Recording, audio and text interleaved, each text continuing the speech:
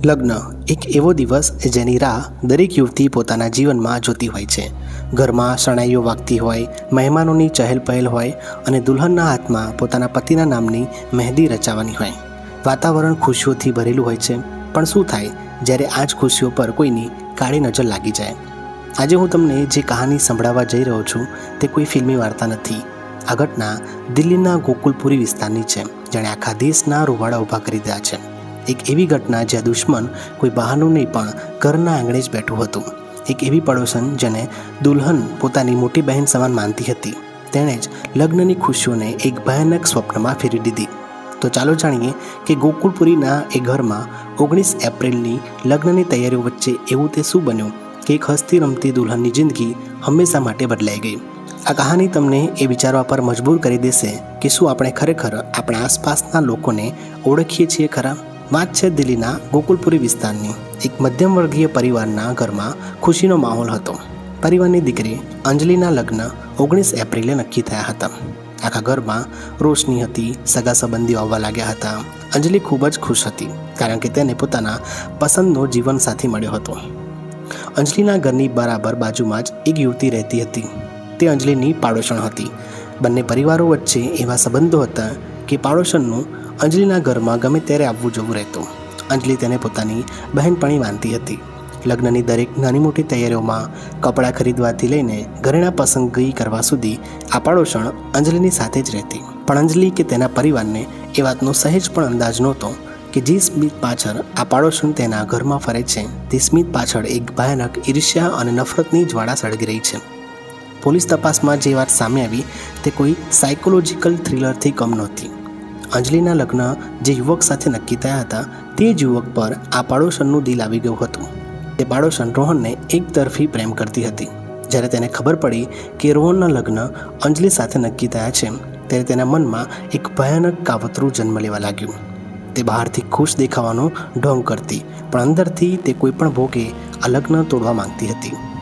તમે વિચારતા હશો કે જો તેને યુવક પસંદ હતો તો તેને કોઈને કહ્યું કેમ નહીં? પણ સાયકોલોજી કહે છે કે જ્યારે કોઈ વ્યક્તિ વધારે પડતું હદ વટાવી જાય ત્યારે તે સાચા ખોટાનો ભેદ ભૂલી જાય છે. જેમ જેમ 19 એપ્રિલ નજીક આવતી ગઈ તેમ તેમ પાડોશણની બેચેની વધવા લાગી. રોજ અંજલિના ઘરમાં જઈને તે લગ્નની વાતો સાંભળતી, રોહનની વાતો સાંભળતી અને તેના મનમાં અંજલિ પ્રત્યેનો ગુસ્સો વધતો જતો હતો. તેને સમજાતું નહોતું કે આ લગ્ન કઈ રીતે રોકવા. ત્યારબાદ તેને એક એવો પ્લાન બનાવ્યો જે કોઈ સામાન્ય માણસ વિચારી પણ ન શક્યો. તેણે નક્કી કર્યું કે જો રોહન તેનું ન થઈ શકે તો તે અંજલિનો પણ નહીં થવા દે. તેણે અંજલિનું ભવિષ્ય અને તેની સુંદરતા બરબાદ કરવાનો એક ક્રૂર નિર્ણય લીધો. તેને બજારમાંથી છુપી રીતે એક ખતરનાક કેમિકલ ખરીદ્યું. કોઈને શંકા ન જાય તે રીતે તેને સંતાડી દીધું. હવે તેને માત્ર એક મોકાની તલાશ હતી. એક એવો મોકો જ્યારે અંજલિ એકલી હોય અને કોઈને તેના પર શંકા પણ ન જાય. સમય વીતતો ગયો અને આખરે એ દિવસ આવી ગયો. ઘરમાં મહેંદીની રસમ ચાલતી હતી. આખો પરિવાર કામમાં વ્યસ્ત હતો. કોઈ બહાર મહેમાનોને સાચવી રહ્યું હતું તો કોઈ રસોડામાં વ્યસ્ત હતું. આ જ સમયે પેલી પાડોશણ અંજલિના ઘરે આવે છે. તેના ચહેરા પર હંમેશની જેમ એક મીઠું સ્મિત હતું. તેણે અંજલિને કહ્યું, ચાલ હું તને મહેંદી લગાવી આપું. અંજલિ, જે આ પાડોશણની અસલિયતથી અજાણ હતી, તે ખુશી ખુશી તૈયાર થઈ ગઈ. બંને રૂમમાં બેઠા. પાડોશણે મહેંદી કાઢવાનો ઢોંગ કર્યો. અંજલિ આંખોમાં પોતાના ભવિષ્યના અને રોહન સાથેના સુંદર સપનાઓ સજાવીને બેઠી હતી. વાતાવરણમાં લગ્નના ગીતો ગુંજી રહ્યા હતા, પણ અચાનક કોઈને કંઈ સમજાય તે પહેલાં જ પાડોશણે પોતાની પાસે છુપાવેલું પેલું જ્વલનશીલ કેમિકલ બહાર કાઢ્યું. અંજલિ હજુ કંઈ સમજે, કંઈ બોલે કે પ્રતિક્રિયા આપે તે પહેલાં જ પાડોશણે તે જ્વલનશીલ પ્રવાહી સીધું અંજલિના ચહેરા પર ફેંકી દીધું. ઘરમાં જે જગ્યાએ થોડીવાર પહેલાં લગ્નના મંગળ ગીતો ગવાઈ રહ્યા હતા ત્યાં અચાનક હૃદય કંપાવી દે તેવી ચીસો ગૂંજવા લાગી. અંજલિ દર્દથી તડપવા લાગી. પરિવારના લોકો દોડીને રૂમમાં આવ્યા તો સામેનું દ્રશ્ય જોઈને તેમના હોશ ઉડી ગયા. તેમની વહાલી દીકરી, જે 2 દિવસ પછી દુલ્હન બનવાની હતી, તે જમીન પર તરફડી રહી હતી. તરત જ અફરાતફરી મચી ગઈ. અંજલિને તાત્કાલિક હોસ્પિટલ ખસેડવામાં આવી. બીજી તરફ કોઈને એ વાત પર વિશ્વાસ ન હતો કે આવું કોણે કર્યું. જ્યારે પૂછપરછ થઈ ત્યારે પેલી પાડોશણની હરકતો પર શંકા થઈ. પોલીસને જાણ કરવામાં આવી. ગોકુલપુરી પોલીસ સ્ટેશનની ટીમ તાત્કાલિક ઘટના સ્થળે પહોંચી ગઈ.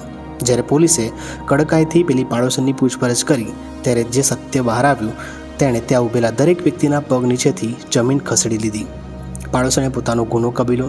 તેણે પોલીસને જણાવ્યું કે તે રોહનને પસંદ કરતી હતી અને આ લગ્ન અટકાવવા માટે જ તેણે મહેંદીના બહાને ઘરમાં ઘૂસીને આ કૃત્ય કર્યું હતું. દોસ્તો, આજે અંજલિ હોસ્પિટલના બેડ પર છે. શારીરિક પીડા તો છે જ, પરંતુ જે માનસિક આઘાત તેને લાગ્યો છે અને તેના પરિવારને લાગ્યો છે તેની કલ્પના કરવી પણ અશક્ય છે. 19 એપ્રિલે જે ઘરમાંથી ડોલી ઉઠવાની હતી ત્યાં આજે પોલીસની ગાડી ઊભી છે. પરિવાર અત્યારે આઘાતમાં છે અને તેઓ પોલીસ પાસે આકરી કાર્યવાહીની માંગ કરી રહ્યા છે. તેમનું કહેવું છે કે અમે ન્યાય ઈચ્છીએ છીએ. જેણે અમારી દીકરીની જિંદગી બરબાદ કરી છે તેને કડકમાં કડક સજા મળવી જોઈએ. હાલમાં દિલ્હી પોલીસ આ કેસની દરેક એંગલથી તપાસ કરી રહી છે. આરોપી મહિલા વિરુદ્ધ હત્યાના પ્રયાસ અને જ્વલનશીલ પદાર્થના અટેક જેવી ગંભીર કલમો હેઠળ ગુનો નોંધવામાં આવ્યો છે. આ ઘટના આપણને એક બહુ મોટો પાઠ ભણાવે છે. ક્યારેક આપણે આસપાસના લોકો પર આંધળો વિશ્વાસ કરી લઈએ છીએ. એકતરફી પ્રેમ અને ઈર્ષ્યા કોઈ વ્યક્તિને કઈ હદ સુધી રાક્ષસ બનાવી શકે છે. આ કેસ તેનું જીવતું જાગતું ઉદાહરણ છે. પ્રેમનો અર્થ કોઈને પામવું નથી હોતો, પણ કોઈની ખુશી છીનવી લેવી એ તો ક્યારેય પ્રેમ ન હોઈ શકે. આ એક માનસિક વિકૃતિ છે. તમારો આ ઘટના વિશે શું અભિપ્રાય છે? નીચે કોમેન્ટ બોક્સમાં જરૂરથી જણાવજો. જો તમને આ વિડીયો માહિતીપ્રદ લાગ્યો હોય તો વિડીયોને લાઇક કરજો, તમારા મિત્રો અને પરિવાર સાથે શેર કરજો, જેથી સમાજમાં જાગૃતિ આવે. અને આવી જ સત્ય ઘટનાઓ અને ક્રાઇમ સ્ટોરીઝ સાંભળવા માટે આપણી ચેનલને સબસ્ક્રાઇબ કરવાનું ભૂલતા નહીં. હું મળીશ તમને નવા વિડીયોમાં એક નવી કહાની સાથે. ત્યાં સુધી સુરક્ષિત રહો, સાવધાન રહો. જય હિન્દ.